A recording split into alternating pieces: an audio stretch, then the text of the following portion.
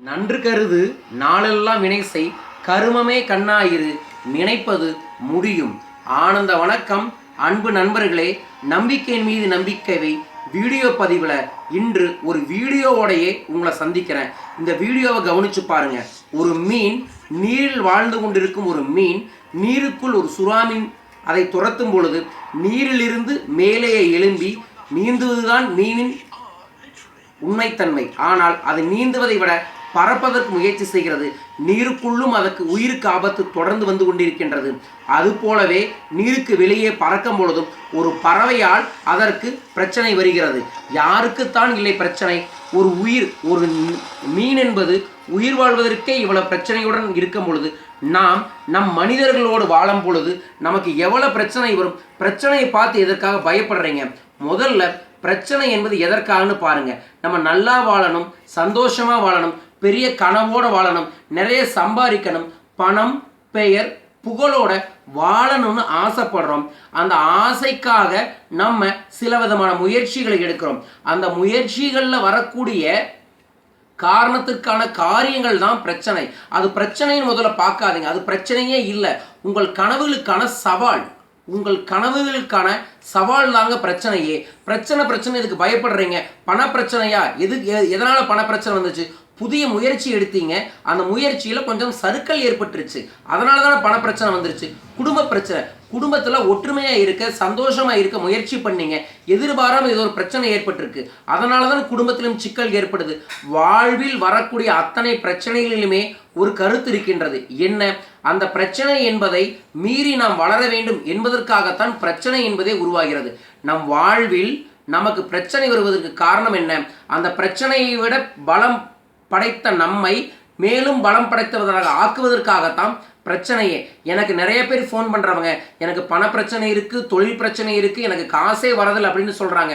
முதல்ல ஒன்று நினைங்க, உங்கள் கனவு பெருசுங்க.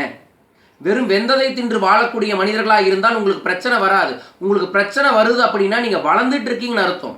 ஒவ்வொரு பிரச்சனையையும் உங்களை செதுக்கி கொண்டிருக்கின்றது. ஒரு பாறையை கல்லில் வச்சு அடித்தா அது பிரச்சனை தான். ஆனால் அந்த பாறையை தொடர்ந்து அடிக்க தான் அப்பேற்பட்ட பாறையை அழகான சிலையாய் மாறும். அந்த சிலையைத்தான் நம்ம கையில் எடுத்து கும்பிட்றோம். இதைத்தான் நான் அழகான ஒரு கதையாக சொல்லுவேன். ஒரு கோயில் பக்கத்தில் ஒரு பெரிய பாறை இருந்துச்சாமா. அந்த பாறையை ஒவ்வொரு அடி அடிச்சுட்டே இருந்தாங்க. ஒவ்வொரு அடிக்க கடைசியில் தான் அந்த கோயிலில் சிலையாக மாறும்.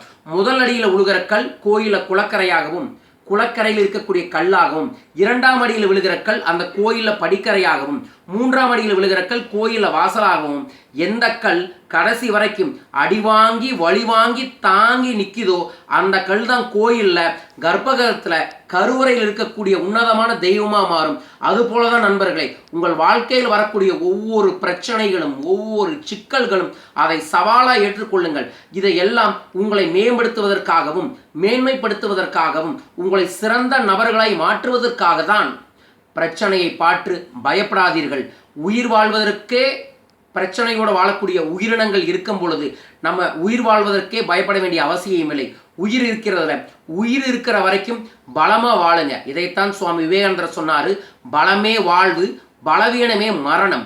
ஆம், ஒரே ஒரு முறை வரக்கூடிய மரணத்திற்கே நாம் பயப்படாமல் செயல்பட்டு கொண்டிருக்கும் போது ஒவ்வொரு நாளும் தொழில் ரீதியாக, குடும்ப ரீதியாக, சமுதாய ரீதியாக ஏதோ ஒரு பிரச்சனைகள் உங்களுக்கு வருது. அந்த பிரச்சனை எதற்கு வருதுன்னா உங்களை மேம்படுத்துவதற்காகத்தான்.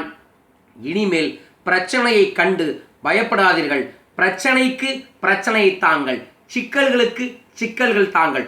உங்கள் தோல்விகளுக்கு தோல்விகளை தர ஆரம்பித்தீர்கள் என்றால் உங்கள் வாழ்க்கையில் வெற்றி உறுதி. இந்த வெற்றியை நோக்கி செயல்படுங்கள். அந்த வெற்றி இருக்கக்கூடிய அழிச்சிங்கன்னா வெறியுடன் செயல்படுங்கள். வாழ்வின் உச்சத்தை அடைந்தே தீர்வீர்கள். மிக தன்னம்பிக்கையுடன் செயல்படுங்கள். உங்களால் மட்டுமே சாதிக்க முடியும். அது உன்னால் மட்டுமே சாதிக்க முடியும். உங்களுள் இருக்கக்கூடிய நம்பிக்கையின் மீது நம்பிக்கையை வைத்து இறை உணர்வுடன், ஆன்மீகத்தின் ஆசீர்வாதத்துடனும், அறிவியலின் செயல்பாட்டுடனும் தொடர்ந்து செயல்படுங்கள். வெற்றி அடையுங்கள். வாழ்க, வெல்க. நன்றி. தேங்க்யூ.